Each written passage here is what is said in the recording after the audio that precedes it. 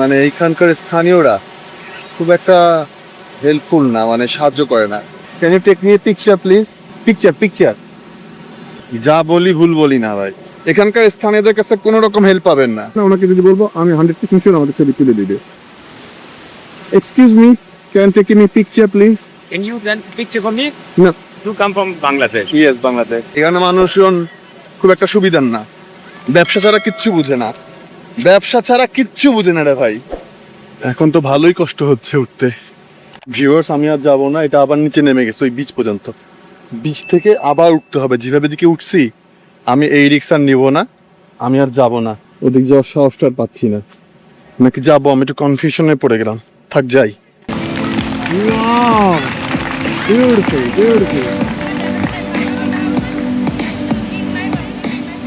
প্রচুর ভাজাভুজি এখানে। এই জায়গাটায় স্ট্রিট ফুড যত আছে আউনাং বিচে স্ট্রিট ফুড খেতে হলে আপনাকে এই এলাকাটা আসতে হবে। ที่วัดบ้านเราเมื่อคราวมีงานบุญที่วัดบ้านเราคราวยกยอพาที่มาโน That's taught her how to live. থাইল্যান্ডের ক্রাবির হৃদয়ে আন্দামান সাগরের পাশে দাঁড়িয়ে আছে এক অন্যরকম সমুদ্র সৈকত। হ্যাঁ ভিউয়ার্স, বুঝতেই পাচ্ছেন আমি বিখ্যাত আউনাং বিচের কথাই বলছি। আজকের এই ভিডিওতে আমি আপনাদেরকে নিয়ে যাব আউনাং বিচের এক প্রান্ত থেকে অন্য প্রান্তে সূর্যাস্তের ঠিক আগ মুহূর্তে। দেখব সেই কাঠের ব্রিজ, পাহাড় ঘেঁষা পথ, সমুদ্রের নোনা বাতাস, মানুষের আচরণ এবং রাতে আগুন নিয়ে খেলা আর স্ট্রিট ফুডের স্বর্গ।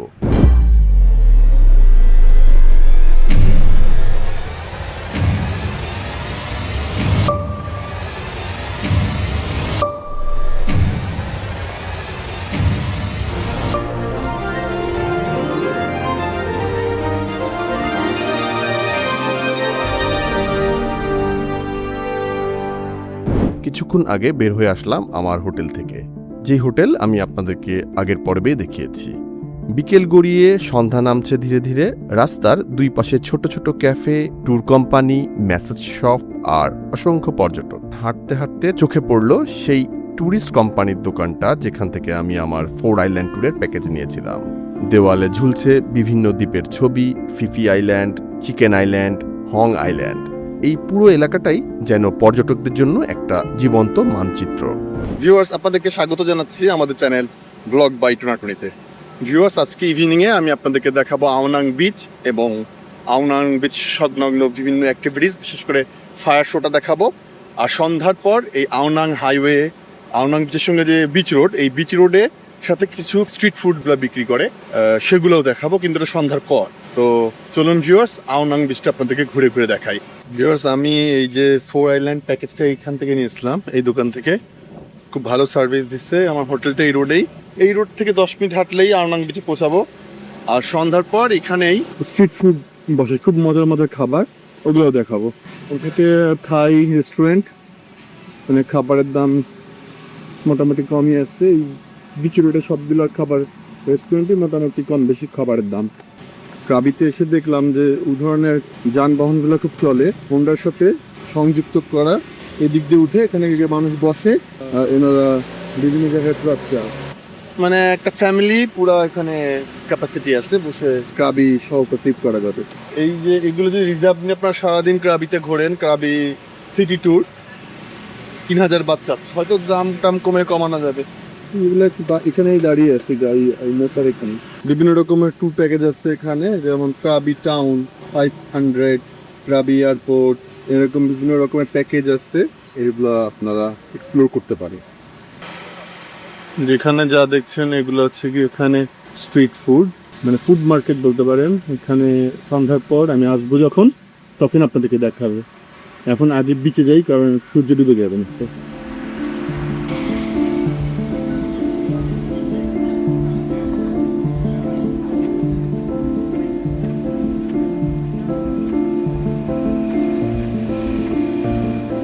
প্রায় চলে আসছি বিচের কাছাকাছি। দূরে সাগরের পানি দেখা যাচ্ছে।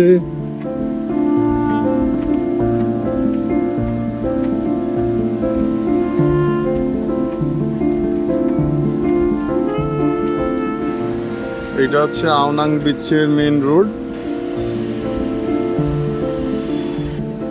এই চলে আসলাম আওনাং বিচ। এটাই হচ্ছে আওনাং বিচ। এটা হচ্ছে আওনাং বিচ রোড। কত সুন্দর। ভিউয়ার্স, কিছুক্ষণ হাঁটার পর সামনে খুলে গেল আওনাং বিচের বিশাল দিগন্ত। প্রথম দেখাতেই মনে হয় প্রকৃতি যেন এখানে নিজের সবচাইতে সুন্দর রূপটা ঢেলে দিয়েছে।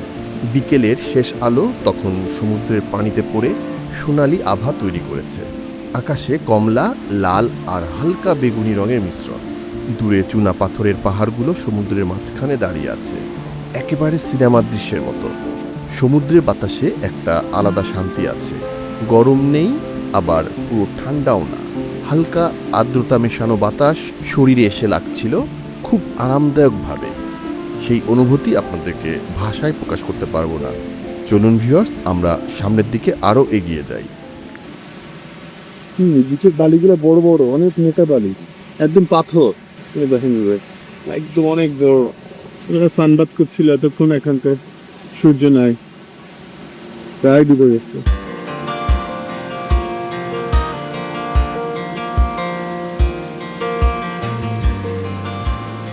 এই মাথা থেকে শেষ মাথা পর্যন্ত আওনাং বিচ। যা দেখছেন এটা আওনাং বিচ।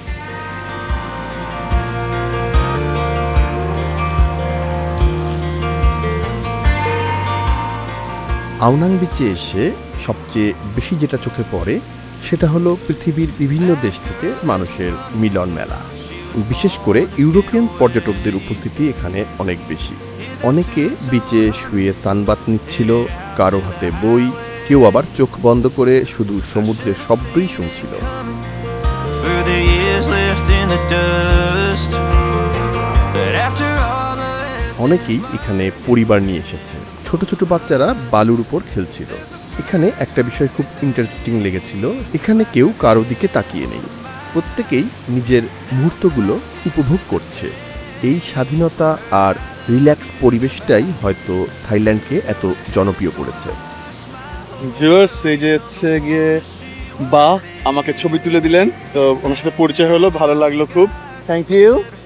জিজ্ঞাসা করলাম do you know about Bangladesh, বললো যে বাংলাদেশ চেনে, পৃথিবীর অন্যতম বৃহত্তম জনবহুল দেশ বাংলাদেশ, এতটুকুই বাংলাদেশ সম্পর্কে উনি জানে। ওকে, থ্যাংক ইউ।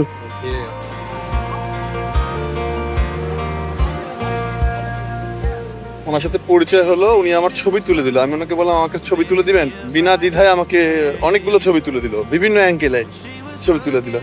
বললো যে বাংলাদেশ সম্পর্কে এতটুকু জানি, বাংলাদেশের জনবহুল দেশ। তা আমি ওনাকে সংখ্যাটা বললাম, আমার প্রায় 18 কোটি। ও শুনে হতবাক হয়ে গেল, 18 কোটি। একটু পরে এখানে আগুন নিয়ে খেলবে। মূলত আপনাদেরকে ফায়ার শো দেখাবো বলেই আমি এখন এখানে আসছি। ফায়ার শোটা খুব সুন্দর হয় এবং এটা পুরো ফ্রি। কিন্তু এখানে আপনি হয়তো প্রশ্ন করবেন যে কি ব্যাপার, এখানে ফ্রি কেন? এখানে সরকারিভাবে পৃষ্ঠপোষক করা হয় এদেরকে। এরা এখানেই ফায়ার নিয়ে খেলে, এরা এই বিনিময়ে সরকার থেকে পয়সা পায়। আবার যদি কেউ খুশিও টাকা দেয় সেটাও নেয়। আমার উদ্দেশ্য ওই শেষ মাথা পর্যন্ত যাওয়া, আওনাংয়ের ওই শেষ মাথার ওই জায়গাটা সবাই যায় ছবি টবি তুলে, আমিও তুলবো।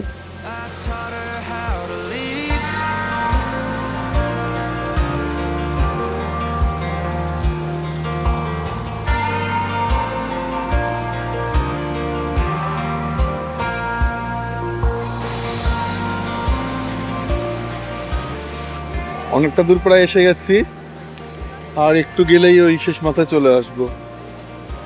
এখানে কিন্তু অনেক সুন্দর একটা আবহাওয়া, মানে একটু ভিতরে শহরে গেলে গরম লাগছে, কিন্তু সমুদ্র পাড়ের বাতাসটা মোটামুটি সহনীয়। কিন্তু ভেতরে শহরের দিকে গেলে রুমে কিন্তু এসি ছাড়া থাকা যাচ্ছে না, ভালোই গরম। আর এখন শুনেছি ঢাকায় নাকি অলরেডি ঠান্ডাই পড়ে গেছে। become the woman she would be. The thing that I forgot. কিন্তু প্রায় ডুবে যাচ্ছে, দ্রুত হাঁটতে হবে আমাকে। এই জায়গাটা ভিডিও করছি আপনাদের দেখানোর জন্যে, বিচটাকে এরকম, বিচে মানুষ কীভাবে এনজয় করছে। এখানে অনেক মানুষ ফ্রিলি বিচ এনজয় করে। ইউরোপ থেকে মানুষ আসে, কারণ ওদের এখানে তো এভাবে সান পায় না, সবাই বিচে শুয়ে থাকে। বাদিকে খেয়াল করছেন, এখন তো সূর্য প্রায় ডুবে যাচ্ছে।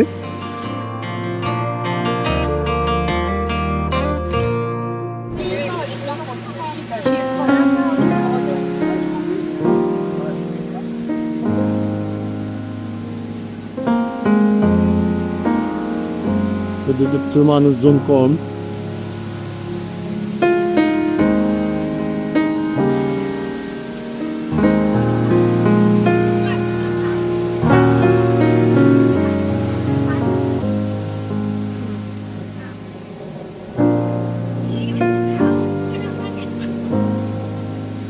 এটাই হচ্ছে আওনাং বিচ। আমি কিন্তু সেই ওই মাথা থেকে এখানে আসছি, ওই শেষ মাথা থেকে আমি এত পর্যন্ত আসছি। এখন আমি যাব ওই মাথায়। এখন কিন্তু মনে হচ্ছে কক্সবাজারে চলে আসছি। কক্সবাজারে মনে হচ্ছে বিচে চলে আসছি একদম পুরা। এই জায়গাটা যদি আপনি ভিডিওতে আমি দেখাই, আপনি কক্সবাজারই মনে করবেন। কক্সবাজারের পুরা ভিউটাই এখানে পাওয়া যাচ্ছে। এই জায়গাটুকু শুধু আমি দেখাই, কাউকে বিশ্বাস করতে পারবো না আমি যে আওনাং এ আসছি, ক্রাবি, থাইল্যান্ডে। কিন্তু যখনই আমি ক্যামেরাটা এইদিকে ঘুরাবো তখন কিন্তু একটু একটু অচেনা মনে হবে, আর এই জায়গাটা যখন পুরো দেখাবো না তখন আপনি হয়তো মনে করবেন আমি বাংলাদেশে কক্সবাজারে না। এখানে রুমাকে মিস করছি। রুমা, তোমাকে বলছি, তোমাকে অনেক মিস করছি। ছেলেদের পরীক্ষার জন্য তুমি আসতে পারো নাই আমার সাথে। তুমি অনেক বড় স্যাক্রিফাইস করছো তোমার ছেলেদের জন্য।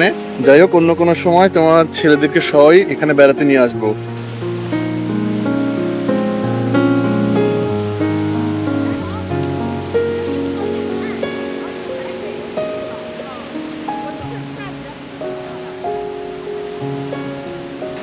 আমি ধীরে ধীরে পানির দিকে এগিয়ে গেলাম।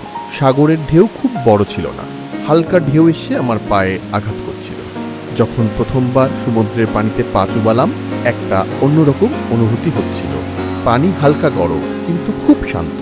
দিনভর ক্লান্তি যেন সেই নোনা পানির সাথে ধুয়ে যাচ্ছিল। সূর্য তখন প্রায় ডুবে যাচ্ছে। পানির উপর সূর্যের প্রতিফলন এমনভাবে লাগছিল যেন পুরো সমুদ্র সোনার রঙে রাঙানো।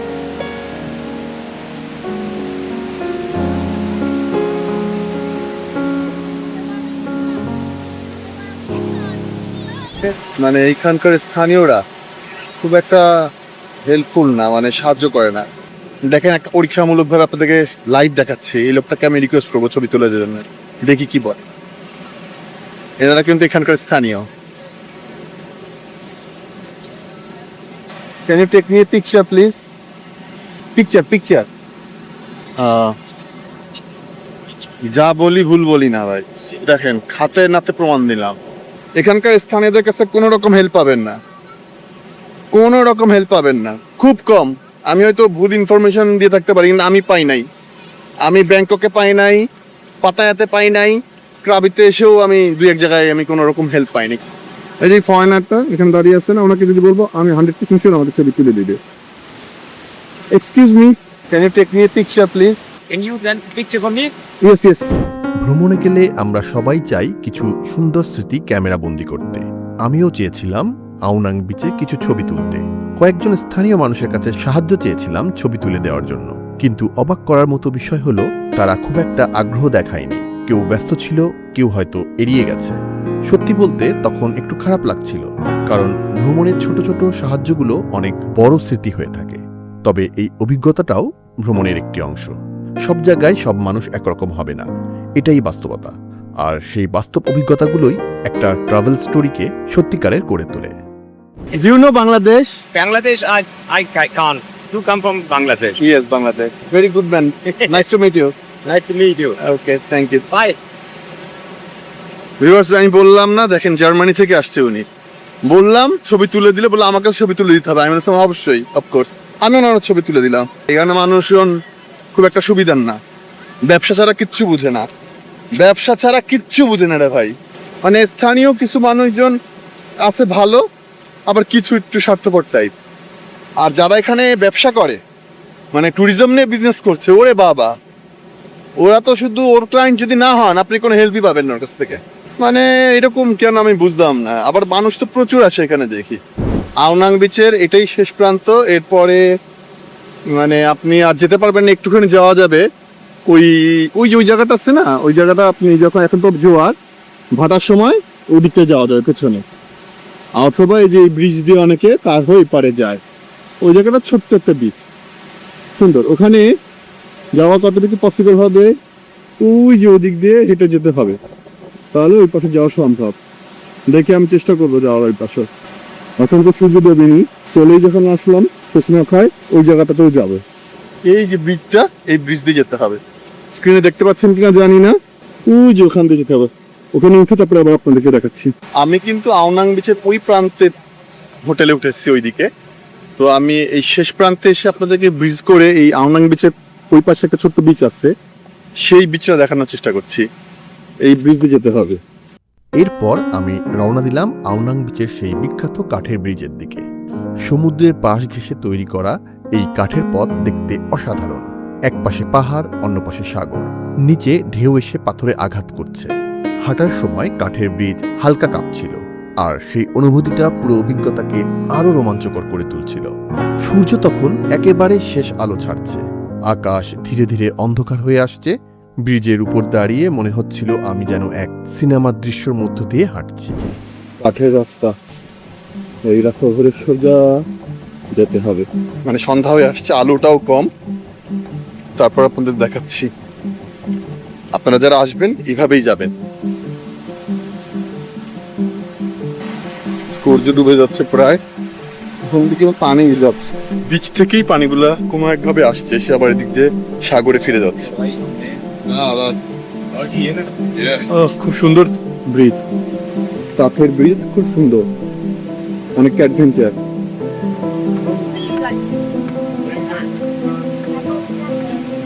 দর্শনার্থী সবাই যাচ্ছে, আমিও যাচ্ছি।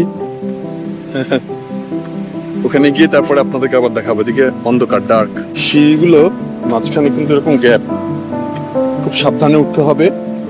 পা ভিতরে ঢুকে গেলে কিন্তু অ্যাক্সিডেন্ট হয়ে যাবে। আর বেশ উঁচাতে, ওরকম বোঝা যাচ্ছিল না, ওরকম ভাবে বোঝা যাচ্ছিল না, দূর থেকে ওইভাবে বোঝা যাচ্ছিল না। আসলে কিন্তু বেশ ভালোই উঁচু, অনেক উঁচা, ভালোই কষ্ট হচ্ছে উঠতে। ভুলই করলাম মনে হচ্ছে, অনেকটা উঁচা উঠে আসছে কিন্তু দেখুন।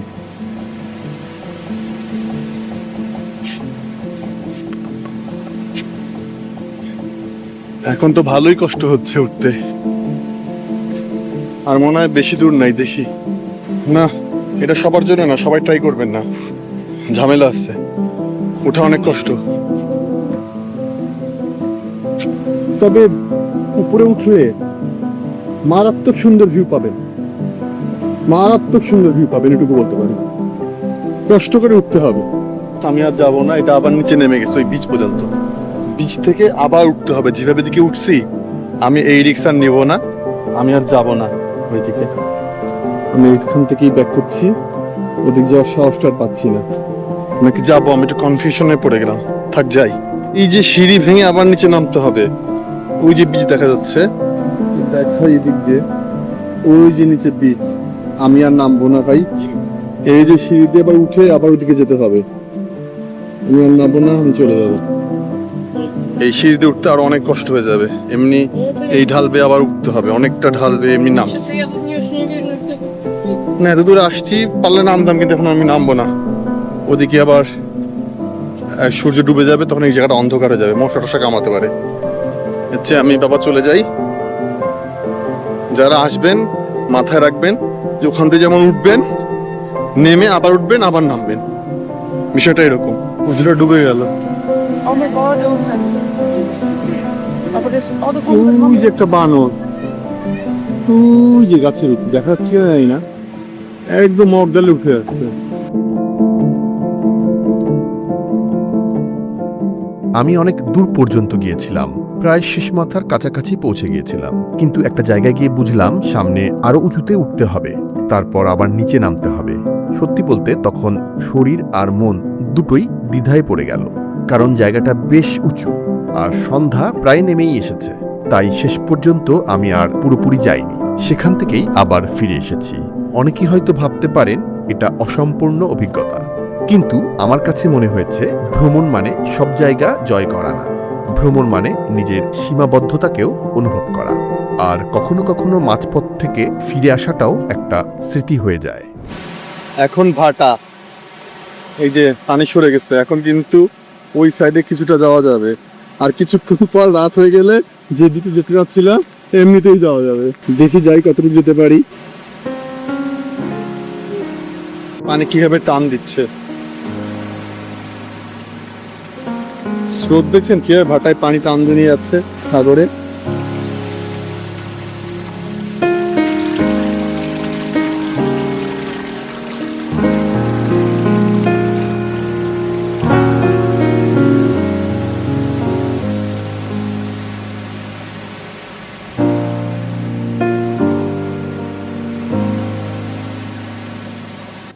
এই পাথরটা পার হলেই ওই পারের বীজটা।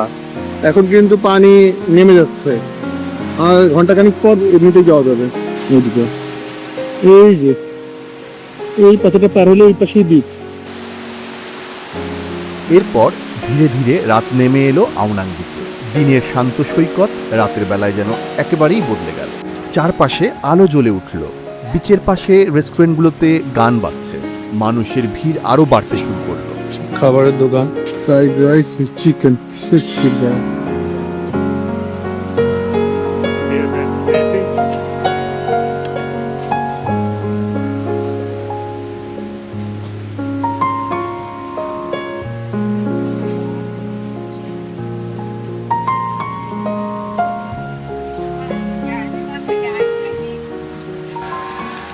সন্ধ্যা নামার সাথে সাথে ঠিক তখনই শুরু হলো আওনাং বিচের সবচেয়ে আকর্ষণীয় অংশগুলোর একটি ফায়ার শো। সমুদ্রের একেবারেই পাশে কয়েকজন পারফর্মার আগুন নিয়ে অসাধারণ খেলা দেখাচ্ছিল। কারো হাতে জ্বলন্ত স্টিক, কেউ আগুনের চাকা ঘোরাচ্ছে, কেউ আবার পুরো শরীরের চারপাশে আগুন ঘুরিয়ে পারফর্ম করছে। অন্ধকার রাত, সামনে সমুদ্রের শব্দ আর সেই আগুনের আলো পুরো ব্যাপারটাকে একেবারে ম্যাজিক্যাল করে তুলছিল। প্রতিটি আগুনের ঘুরনের সাথে দর্শকদের বিস্ময় বাড়ছিল। কেউ ভিডিও করছিল, কেউ দাঁড়িয়ে হাততালি দিচ্ছিল। সবচেয়ে সুন্দর বিষয় ছিল আগুনের লাল আলো আর সমুদ্রের অন্ধকার একসাথে এমন একটা দৃশ্য তৈরি করেছিল যেটা ক্যামেরায় পুরোপুরি ধরা সম্ভব না। কিছু অনুভূতি শুধু চোখে দেখা যায়, অনুভব করা যায়। মোবাইলের 6 ইঞ্চি স্ক্রিনে তাকে কখনোই পুরোপুরি তুলে ধরা সম্ভব না। ভিউয়ার্স দেখতে পাচ্ছেন ফায়ার শো। এটা ক্রাবিতে আওনাং বিচে প্রতিদিনই সন্ধ্যার পর এই ফায়ার শোগুলো হয়। আপনাদেরকে কথা দিয়েছিলাম তাই দেখালাম।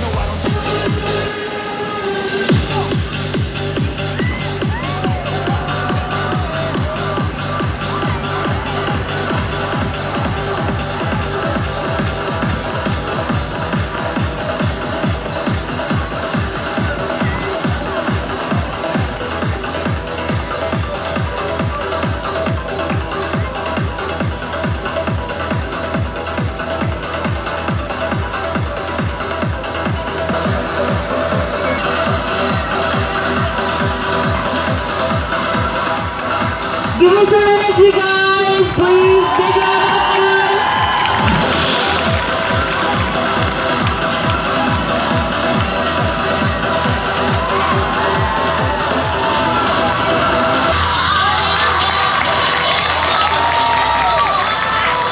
Now we need a big round of applause for Ryder Phoenix, our Fire King. কেউ ফায়ার ছুটছে, কেরোসিন তুলের গন্ধ।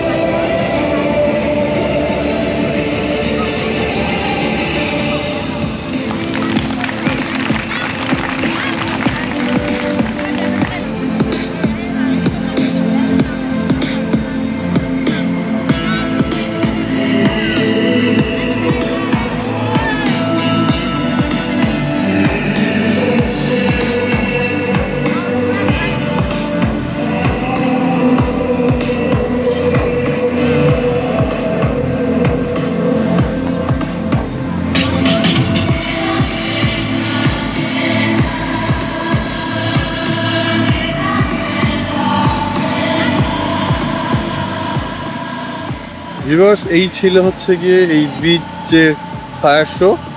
এরপরে এখন আমরা যাব বিচ রোডে যে স্ট্রিট ফুড আছে, সেই স্ট্রিট ফুড আপনাদেরকে দেখাবো। চলুন।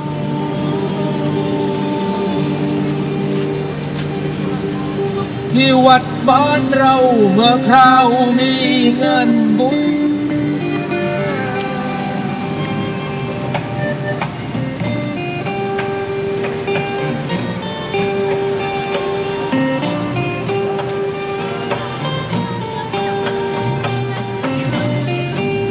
ที่วัดบ้านเรากล่าวยกยอพานที่มาโนรา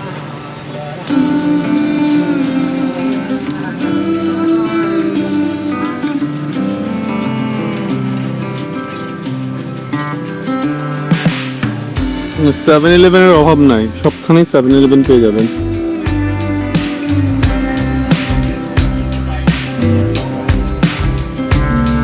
Meet me in the afternoon, or meet me at twilight. Meet me at the same time the stars blink their eyes. Send me blank postcards from across the sea. Mail them to the wrong address. They'll still find me.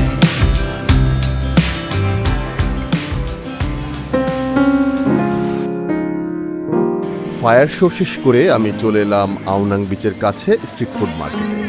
যেই street ফুডের কথা আমি ভিডিওর শুরুতে আপনাদেরকে বলেছিলাম, এখানে এসে মনে হলো যেন পুরো থাইল্যান্ডের খাবারের সংস্কৃতি এক জায়গায় এসে জমেছে। এক পাশে ফ্রেশ ফিশ মার্কেট, বরফের উপর সাজানো বিভিন্ন ধরনের সামুদ্রিক মাছ, উইড, চিংড়ি আর অক্টোপাস। আর সবচেয়ে মজার বিষয় হলো, আপনি যেটা পছন্দ করবেন তারা সেটাই আপনার সামনে লাইভ রান্না করে দেবে।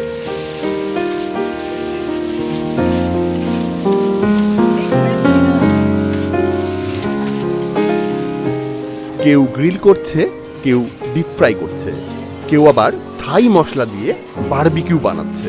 চারপাশে ভেসে আসছে গ্রিল ফুডের গন্ধ। খুবই লোভনীয় একটা পরিবেশ, আর দামের দিক দিয়ে খুব একটা খারাপ না। এখানে অনেক খাবার 50 থেকে 300 বাথের মধ্যেই পাওয়া যায়।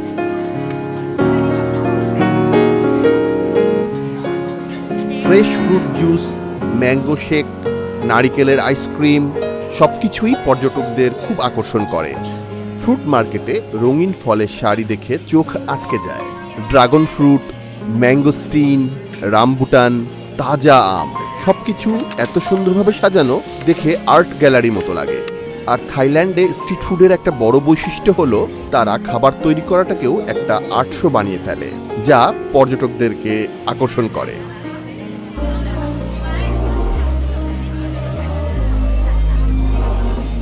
We were sparks on quiet streets, two hearts finding where to meet.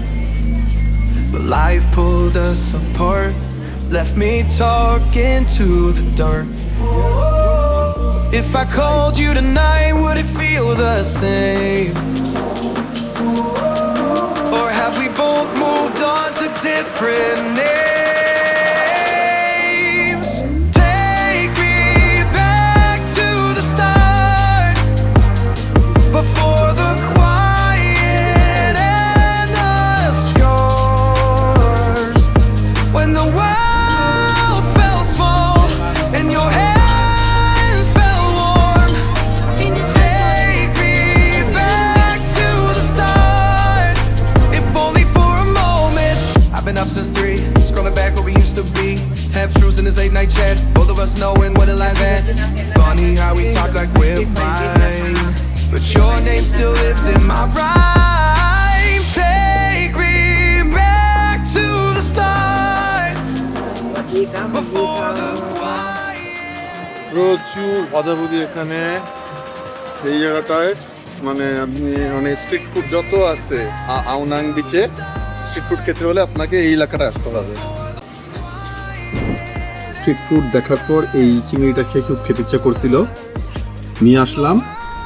এই যে সসও দিয়ে দিয়েছে, আমি পার্সেল নিয়ে নিয়েছিলাম, কিন্তু খেয়ে দেখছি যতটা ক্রিস্পি মনে হয়েছিল দেখে অতটা ক্রিস্পি না, মোটামুটি মজা আর কি। তবে সসটা অনেক মজা। আউনাং বিচ আমার কাছে শুধু একটা সমুদ্র সৈকত না, এটা ছিল একটা সন্ধ্যার গল্প, যেখানে ছিল সূর্যাস্ত, সমুদ্রের নোনা বাতাস, মানুষের ভিন্ন আচরণ, অসম্পূর্ণ একটা ব্রিজ যাত্রা, রাতের আগুনের খেলা আর থাই স্ট্রিট ফুডের গন্ধে ভরা এক জীবন্ত শহর। ভ্রমণের একটা সুন্দর দিক হলো প্রতিটি জায়গা আমাদের কিছু না কিছু শিখিয়ে যায়, কখনো আনন্দ, কখনো বিস্ময়, কখনো আবার ছোট ছোট কিছু অসম্পূর্ণতা। আর আউনাং বিচ আমাকে শিখিয়েছে সব অভিজ্ঞতা নিখুঁত না হলেও প্রতিটা মুহূর্ত স্মরণীয় হতে পারে। ভিডিওটা ভালো লাগলে অবশ্যই লাইক করবেন, চ্যানেল সাবস্ক্রাইব করবেন আর কমেন্ট করে জানাবেন থাইল্যান্ডের কোন জায়গাটা আপনার সবচেয়ে বেশি দেখতে ইচ্ছা করে। আজ এখানেই শেষ করছি, দেখা হবে পরের ভ্রমণে। ততদিন পর্যন্ত আপনারা ভালো থাকবেন, সুস্থ থাকবেন।